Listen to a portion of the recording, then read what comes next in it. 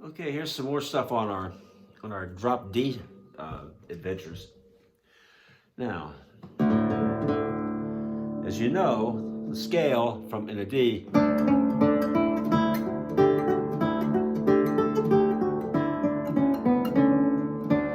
to go all the way up from this D to this D, and from this D, that's not good. To get up to that high, if you want to do it, that's fine. But from here, D, E, F sharp, G, A, B, C sharp, D. Now that's just using a single line, but just suppose we wanted to play it more, decked out.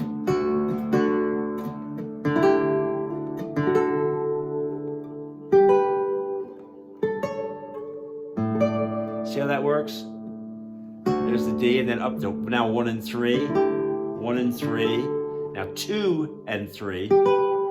That's frets 7 and 8, and then frets 9 and 10, and then finally add the little finger to the D. Very nice, very workable kind of thing in all sorts of improvs, for instance.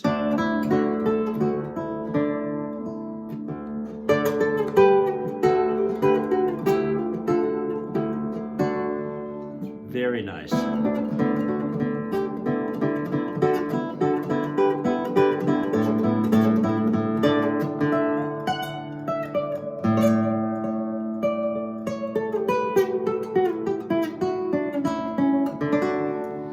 In the D chord, that's it's just perfect fuel for all sorts of events. Now, the A chord, it moves much the same way in a really wonderful way. Here's an A7. Take it up to here, 7th fret, 8th fret, 10th fret, 12th, 14th, and now make another D chord, like a first position D up here at the 14th fret. So you've gone from this D to this D starting on the A.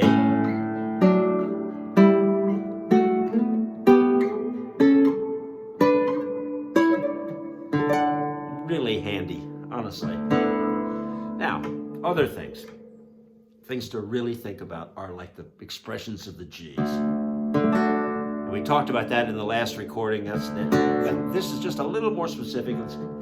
This G, there it is again beautifully. And all I'm doing there is taking the D shape and adding and making it into a G, which is to say D up to E, up to F, up to G. So D, G, D, G, D, G, a kind of G in the first position, A, G, D to G. This time I'm using like this, and then on the 4th string, so it's the octaves, and with the open 3rd string. Now, if I choose to play the major 3rd in the G chord, I've got it right here, which is the same. But I have it as an open string too, so why not play? However, in A, there it is right here. And then one above that in A, the C sharp there, is D, which is to say the D scale can go like this.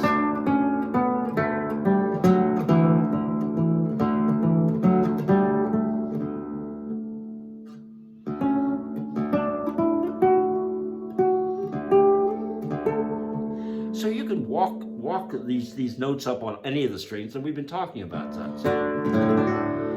But a nice combination of things is sort of what you're looking for when you're trying to like write a song, say. So there's something that goes. Now you want to go to a G.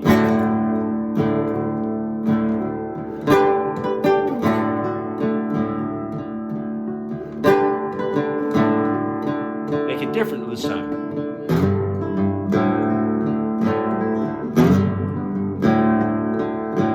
depends on the way you're trying to compose the tune or make some kind of sense. If this has sort of I can't even really think of an example, but it's a very Dylan-esque or Leonard Cohen-y, maybe, I don't know. Because it suggests the chord more than going to some real G chord.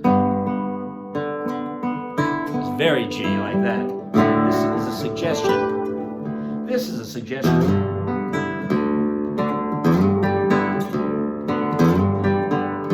And if that's a G, there's that A. And if that's an A, there's that good old minor 6, B, okay? So if I want to play a tune, again, D to B, minor 6 to 4, G to 5, right here at the seventh position, playing basically the same shape up and down.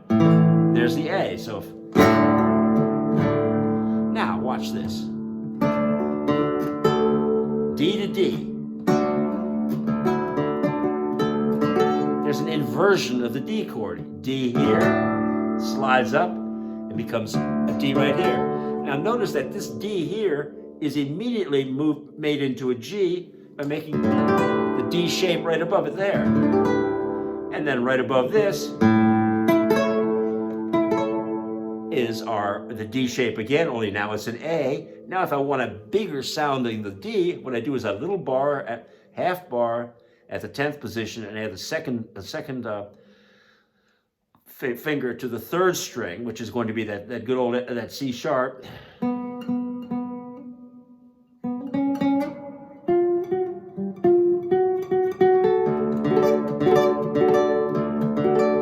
Now what that is it's an F shape. F, G, A, B, C sharp, D.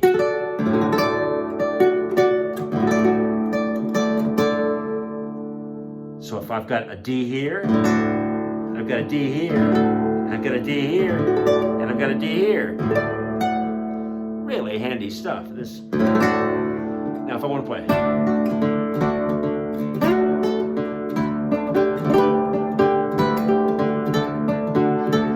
Talking.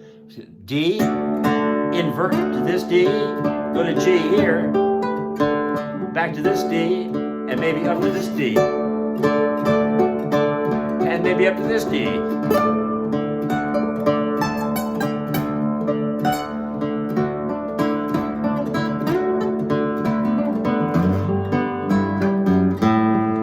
There's that A again. Now I'm gonna walk the A up. There. All the way up to the high D, and it's just a perfect little thing. Now, from here, I don't have to use this shape. In fact, I don't like it very much. It hurts my hand. This is better. So whenever I think of this F-like thing, I always just use the 1 and 2 and let the first string sing by itself. So if I'm in the 1st position and I play that inversion, put the 2nd finger down right there on the 3rd string and then slide that into the other one. So now I have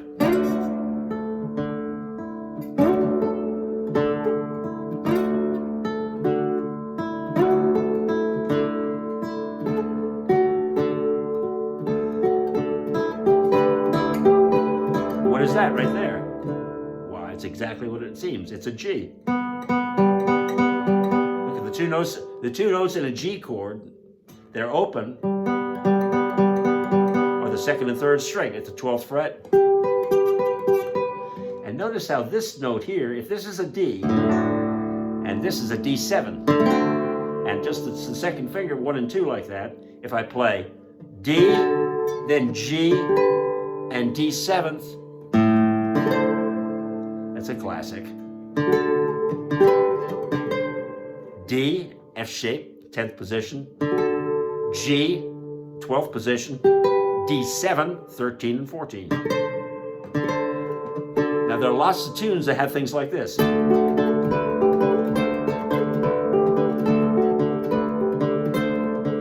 done here in the 5th position.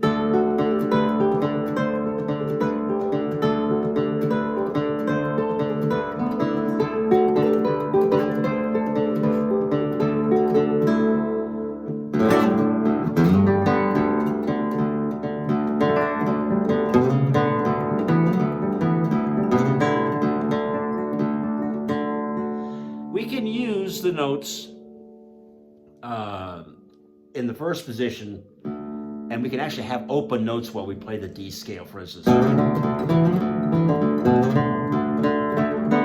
don't really have to stick to the chord. However, and this will be maybe tomorrow or the next day we'll do another one of these, when I bring the whole thing into Dadgad, which really works beautifully here. But even without Dadgad,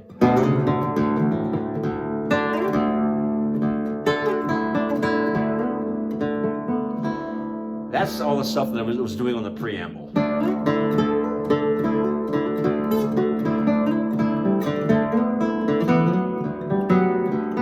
Here's that if it's a D, D. There's that major 3rd, the 4th, the 5th.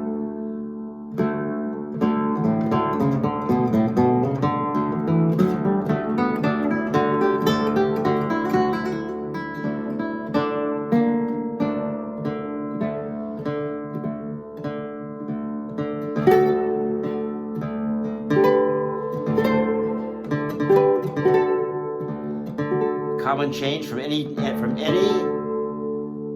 root chord down 2 frets. This is what it's just a modal shift. It's really a 7th. That's what you hear in Irish music. Here it is again. D, C. In the 1st position. But it's too explicit. What is an openness? D, C, D, C, D, C. Always the same rule. Okay, we'll end it here.